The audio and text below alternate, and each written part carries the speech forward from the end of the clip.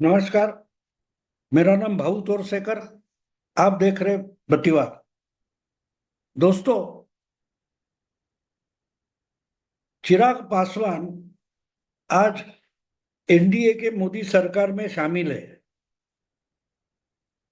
292 NDA के जो MP चुनकर आए, उसमें चिराग पासवान के सिर्फ 5 एमपी है।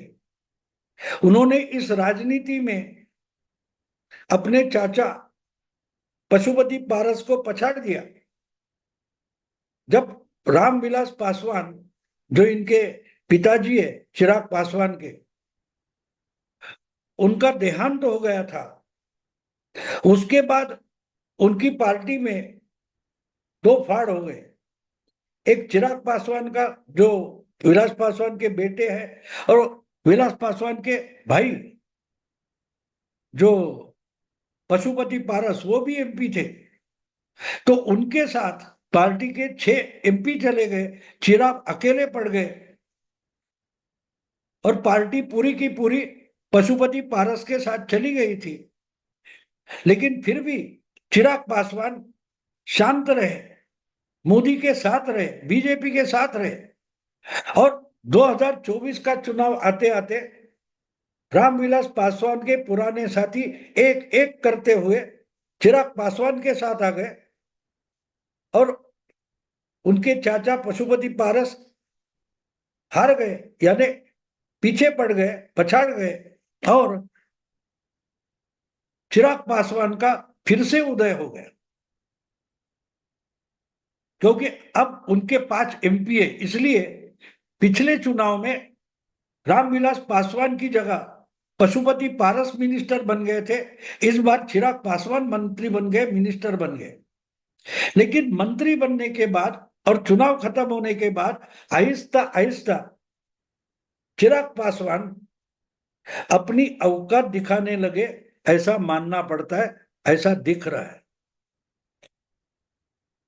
वो एनडीए की मोदी सरकार में है, लेकिन एनडीए की जो पॉलिसीज है, जो नीतियां है, उसके विरुद्ध कुछ अलग सुर में आजकल चिराग पासवान बोलने लगे। ऐसा लगता है कि शायद ये चिराग अपना ही घर जलाने के लिए जोर जोर से जलना शुरू करता है। दोस्तों, इसलिए आपको थोड़ा इतिहास समझाना जरूरी है। बहुत पुरानी बात नहीं, 22 साल पुरानी बात है। 2002 में जब गुजरात में दंगे हुए थे, तब चिराग के पिताजी रामविलास पासवान अटल बिहारी वाजपेयी के एनडीए गवर्नमेंट में शामिल थे, मिनिस्टर थे। छोटी सी पार्टी थी उनकी, लेकिन फिर भी ये इतने उछल कूद रहे थे कि इन्होंने प्रधानमंत्री वाजपेयी को शर्त डाल दी कि गुजरात की मुख्यमंत्री पद से मोदी जी को हटाओ। अगर नहीं हटाओगे तो हमको अलग रास्ता चुनना पड़ेगा। वाजपेयी ने इनकी बात सुनी नहीं और जबान के पक्के रामविलास पासवान एनडीए छोड़कर निकल गए। एनडीए छोड़कर निकल गए। इनके जो साथी थे शरद यादव और ये नीतीश कुमार, वो तो एनडीए में रहे, लेकिन रामविलास पासवान ने एनडीए छोड़ दी, लालू से हाथ मिलाया और आगे चलकर सोनिया गांधी ने जो यूपीए बनाई थी उनके साथ चले गए और यूपीए सरकार में रामविलास पासवान फिर से मिनिस्टर बन गए थे। तो 2002 के बाद 2004 में यूपीए का गठन हो गया और एनडीए चुनाव हार गई। उसके बाद एक बात लगातार बोली जाती रही पॉलिटिकल एनालिसिस में कि रामविलास पासवान ये वात कुक्कुट है, वात कुक्कुट है। क्यों? क्योंकि हवा, राजनीति की हवा किस दिशा में बह रही है ये इनको समझता है। यानी वो मुर्गा रहता है ना, हवामान बताने वाला, कि जिस दिशा में हवा जा रही है वहां उसका मुंह होता है। तो अगर 2 साल पहले से मिनिस्ट्री मंत्री पद छोड़कर विलास पासवान कांग्रेस के साथ चले गए, लालू के साथ चले गए, तो उनको सबसे पहले हवा कहां बह रही है इसका पता चला, ये माना जा रहा था। लेकिन 2004 में मिनिस्टर बने रामविलास पासवान को बहुत जल्दी, यानी सिर्फ 5 साल के बाद बड़ा झटका लगा, क्योंकि 2009 के लोकसभा चुनाव में कांग्रेस को भूलकर लालू और पासवान, इन्होंने ही बिहार की लोकसभा सीटों का बंटवारा किया, कांग्रेस को अलग रखा और दोनों को यूपीए से बाहर निकलना पड़ा। लेकिन 2009 में फिर से यूपीए सत्ता में आ गई। लालू के 4 ही एमपी बचे थे, लेकिन पासवान का एक भी एमपी बचा नहीं। पासवान खुद हाजीपुर में हार गए, जो उनका पुश्तैनी चुनाव क्षेत्र था, हार गए वहां। और 5 साल वो वनवास चले गए। ना लालू पूछ रहे थे, ना नीतीश पूछ रहा था, ना बीजेपी। राजनीति से विलास पासवान को लोग भूल गए, रामविलास पासवान को। तो उसके बाद जब 2014 में नरेंद्र मोदी प्रधानमंत्री के उम्मीदवार बने, प्रधानमंत्री पद के उम्मीदवार बने, तब चिराग पासवान ने आगे आकर अपने पिता को मोदी जी के साथ लाने की कोशिश की। जो रामविलास पासवान मोदी को गुजरात के मुख्यमंत्री पद से हटाने के लिए वाजपेयी की और एनडीए के साथ छोड़कर निकल गए थे, उनको राजनीति में फिर से प्रस्थापित होने के लिए उसी मोदी जी का आसरा लेना पड़ा। तब तक यह बात हो गई थी कि रामविलास पासवान ने अपने ही बेटे चिराग पासवान को अपनी पार्टी का, क्या बोलते, पॉलिट ब्यूरो का या पॉलिटिकल इसका पार्लियामेंट्री बोर्ड का अध्यक्ष बनाया था। और चिराग पासवान ने बीजेपी से 2014 में हाथ मिलाया। नीतीश कुमार छोड़कर गए थे, पासवान साथ आ रहे थे, तो कुछ 8 सीटें पासवान को दी गई और उसमें से 6 सीटें चुनकर आई। तो रामविलास पासवान 2014 से 2019 तक मोदी की सरकार में शरीक रहे। 2019 में भी मिनिस्टर बने। कोरोना के काल में उनका देहांत हो गया। कहने का मतलब ये है दोस्तों, कहने का मतलब ये है कि अगर आपका पुनरुज्जीवन हो रहा है तो आपको अपने पैर जमाने पड़ते हैं, उससे पहले कसरत करना गलत होता है। ये पिता रामविलास पासवान अपने अनुभव से उन्होंने सीख ली थी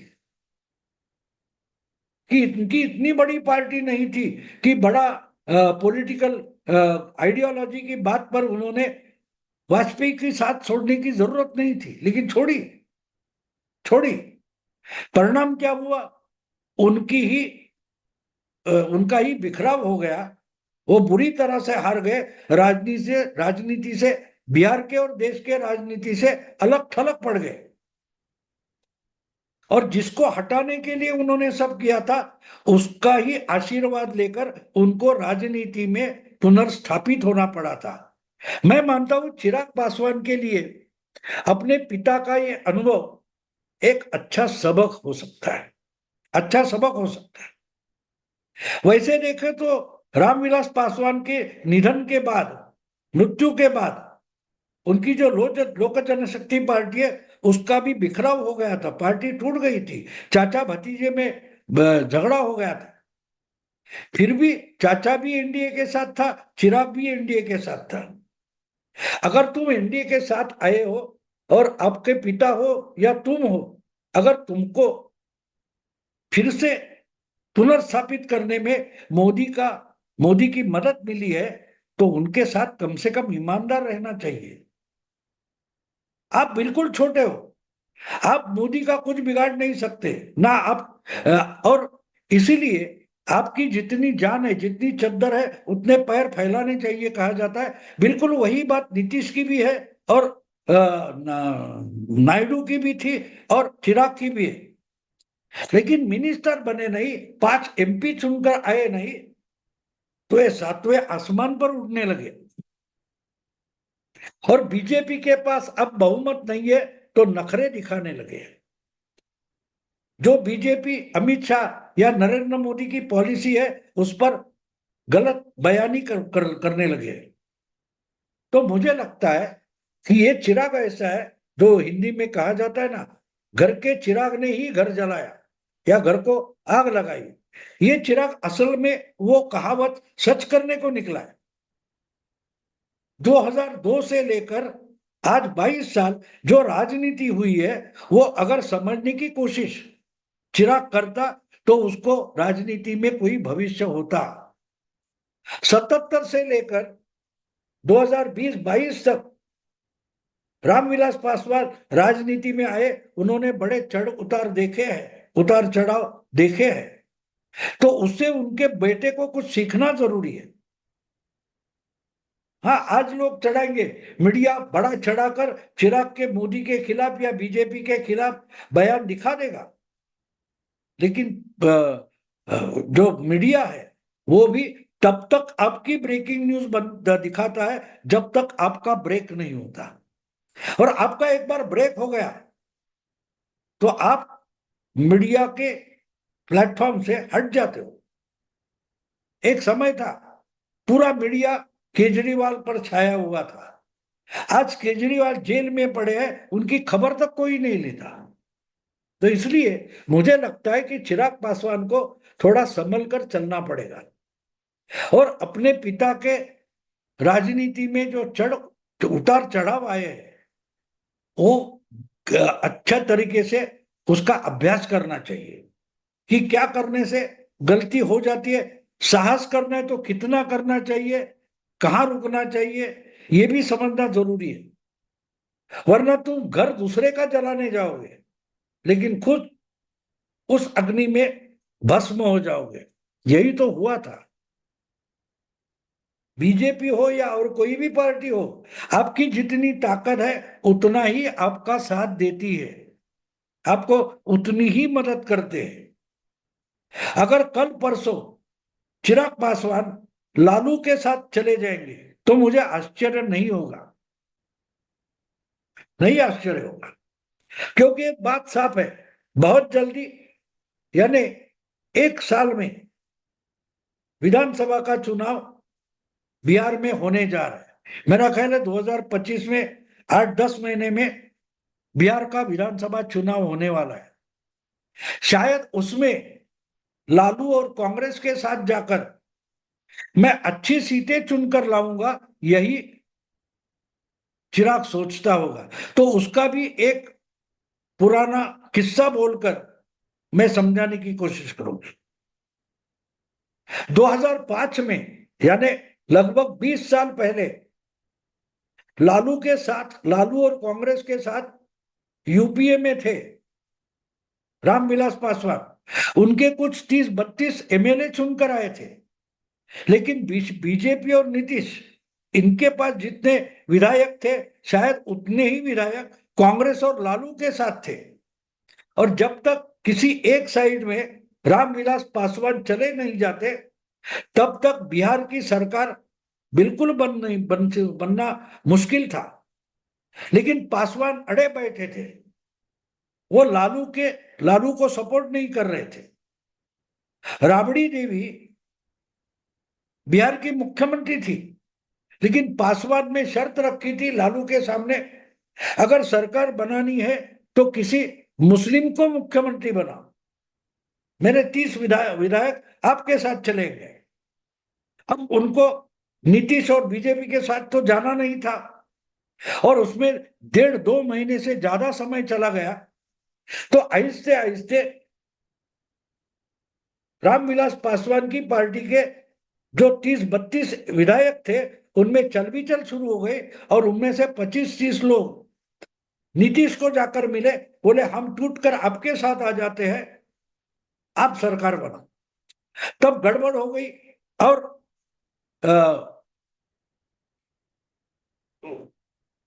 नीतीश कुमार अपना आंकड़ा लेकर राज्यपाल से मिलने निकले थे। तब विधानसभा बर्खास्त की गई और फिर से चुनाव लेना जरूरी पड़ा। और उस चुनाव में रामविलास पासवान की पार्टी बुरी तरह से हार गई और वहां से उनका ह्रास शुरू हो गया, बिखराव शुरू हो गया। यानी 2005 के चुनाव में जो नाटक 20 साल पहले इनके पिता ने किया था, उसके परिणाम था उनकी लोक जनशक्ति पार्टी बिखरती गई, टूटती गई, लालू ने तोड़ा, नीतीश ने तोड़ा, वगैरह वगैरह हो गया।